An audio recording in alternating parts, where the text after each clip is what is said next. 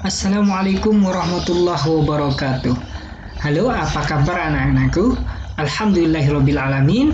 Aku jumpa lagi bersama saya Pak Syah dalam video pembelajaran Bahasa Indonesia kelas 7.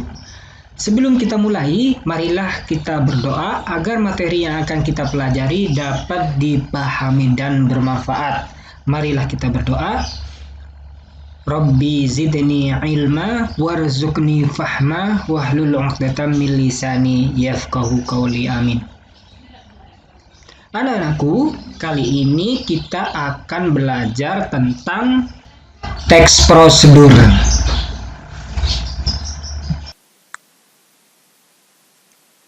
Kali ini saya akan bahas tentang teks prosedur. Ada beberapa poin yang perlu dijelaskan terkait teks prosedur. Yang pertama adalah indikator. Jadi, pembelajaran hari ini indikatornya adalah mengidentifikasi ciri teks prosedur. Yang kedua adalah mengidentifikasi tujuan teks prosedur. Jadi ada dua kata kunci, yang pertama ciri, kemudian tujuan. Selanjutnya adalah pengertian dari teks prosedur. Teks prosedur adalah metode atau tahapan kegiatan untuk menyelesaikan suatu aktivitas. Yang ketiga adalah ciri teks prosedur. Apa saja diantaranya? Terdapat langkah-langkah kerja. Nah, langkah-langkah kerja ini pasti ada di dalam teks prosedur. Langkah-langkah ini contohnya fikih yang khususnya pada wudhu. Langkah-langkah dari awal dan akhir itu merupakan langkah-langkah kerja dalam berwudhu. Sedangkan yang kedua adalah memuat aturan, batasan.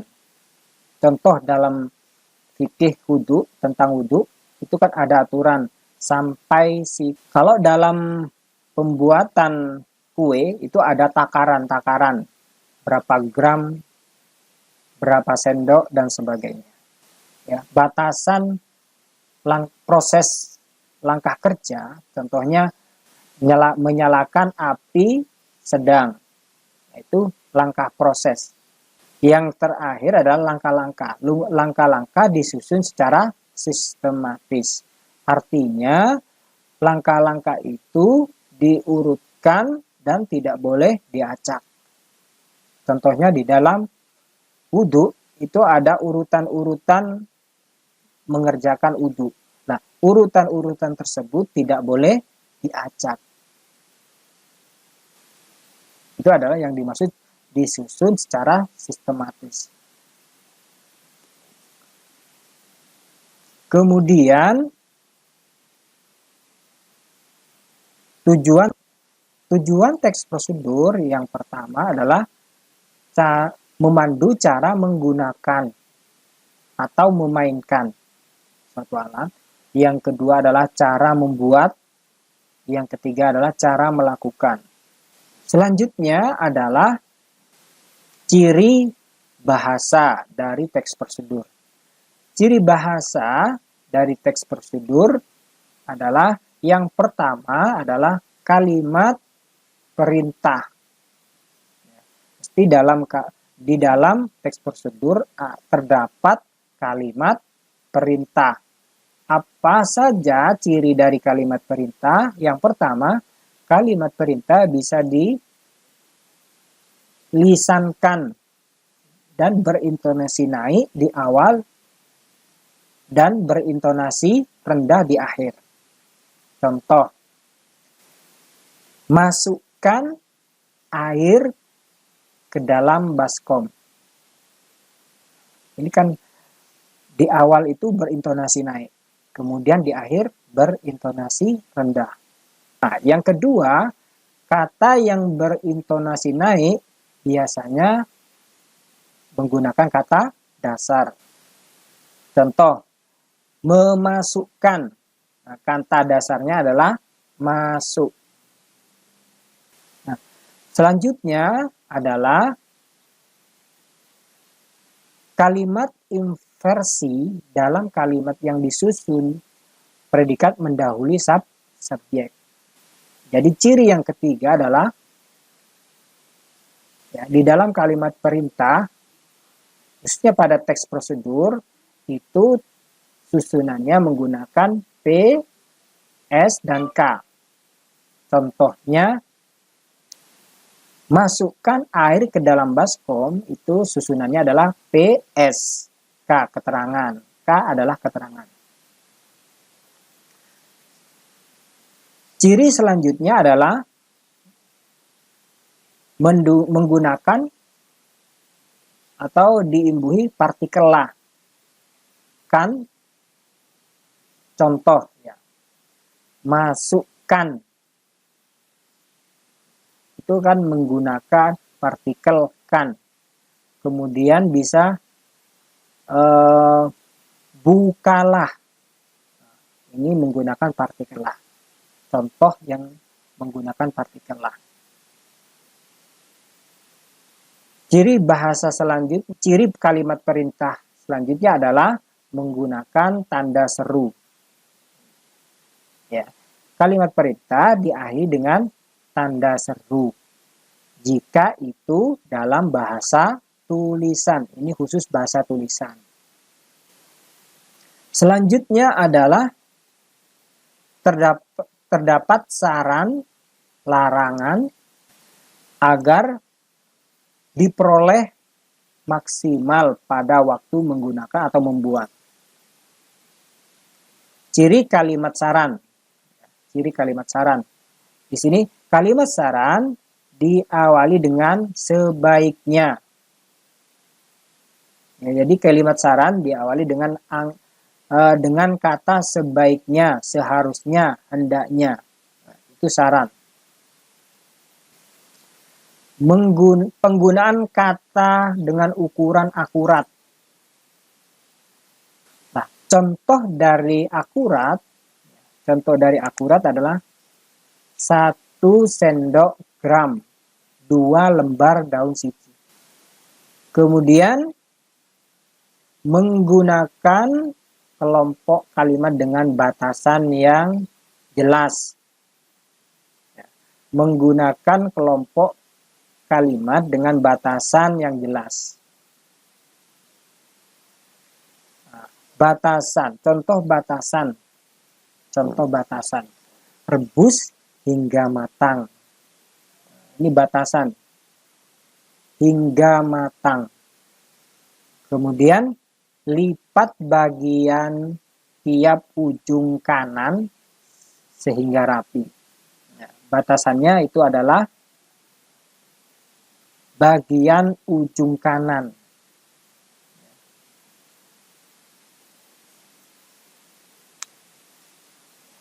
Selanjutnya adalah penggunaan bentuk pasif untuk proses. Saya membawa buku. Kalau diubah menjadi kalimat pasif, subjek itu menjadi objek.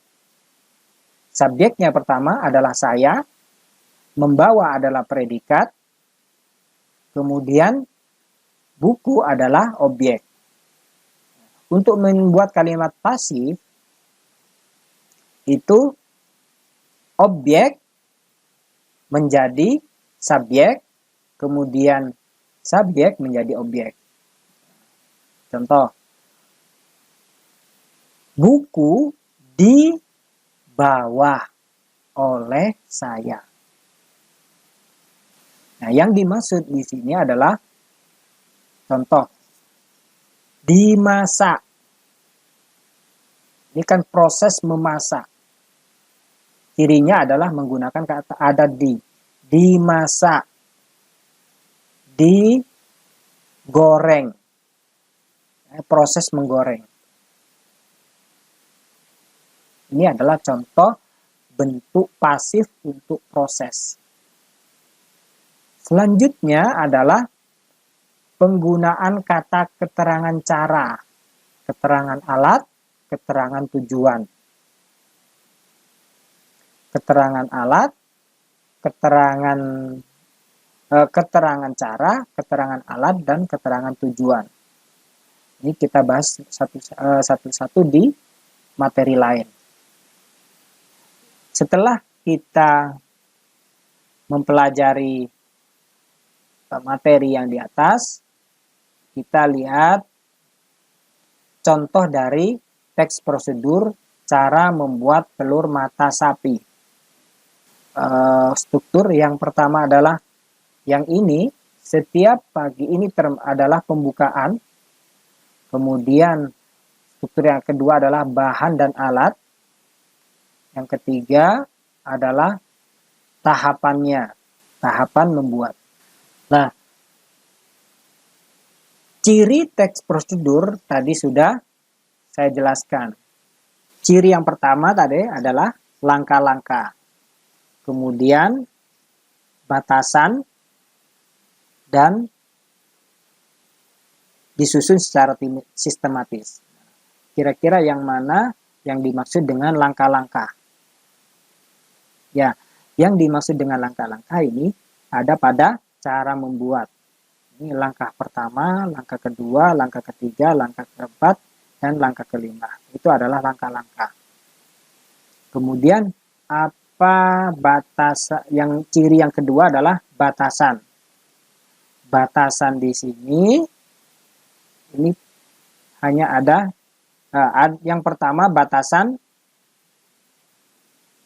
Ya, yang pertama adalah batasan bahan yang digunakan.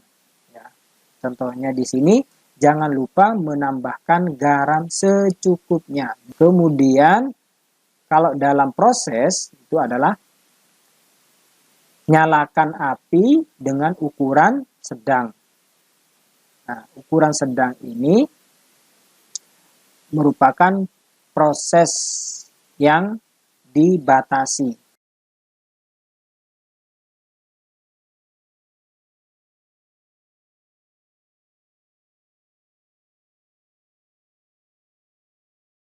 Selanjutnya adalah disusun secara sistematis. Artinya apa? Dalam teks tersebut, teks prosedur tersebut susunannya tidak boleh diacak.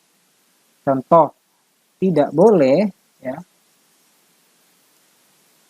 urutan yang kelima ditaruh di nomor 1, kemudian nomor 1 ditaruh nomor 5, atau nomor 1 ditaruh nomor 4, nomor 4 ditaruh nomor 1. Kemudian ciri dari kalimat perintah. Menggunakan kata dasar.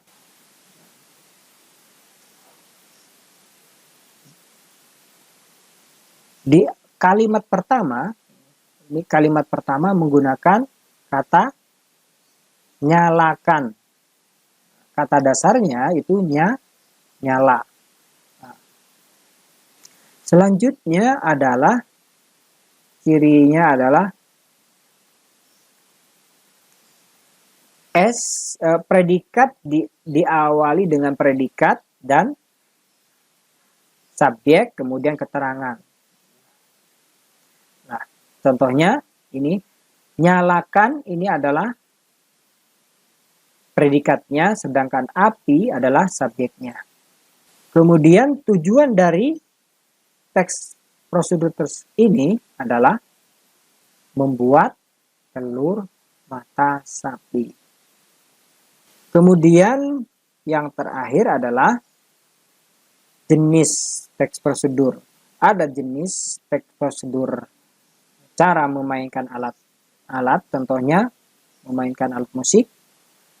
Ada jenis teks prosedur cara menggunakan, contohnya cara menggunakan alat fotokopi.